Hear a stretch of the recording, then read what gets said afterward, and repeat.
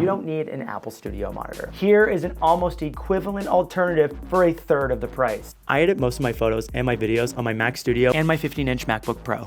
So this right here is the Philips 27-inch 4K Creator Series monitor that I've been using recently. So let's talk about one of the most important parts, in my opinion, image quality. It's a sharp, extremely color accurate IPS black monitor, which is basically like OLED technology with deeper blacks and higher contrast ratios. It has a Display P3 profile, which matches that color profile of the MacBook Pro, which means that your colors are consistent across both screens. It features a VESA mount, DisplayPort, HDMI, and USB-C ports, allowing you to charge and connect your laptop or MacBook Pro for 96 watts of charging, and in my experience, the connection is fast. Design-wise, you get an included adjustable ergonomic stand, which is actually something that Apple charges an additional $400 for. You get that clean aluminum Apple-like look with thin bezels and no logos on the front, so thank you Philips so much for that. Philips created a monitor for creators that delivers on almost all of the benefits of an Apple Studio monitor, but for a third of the price. And that's why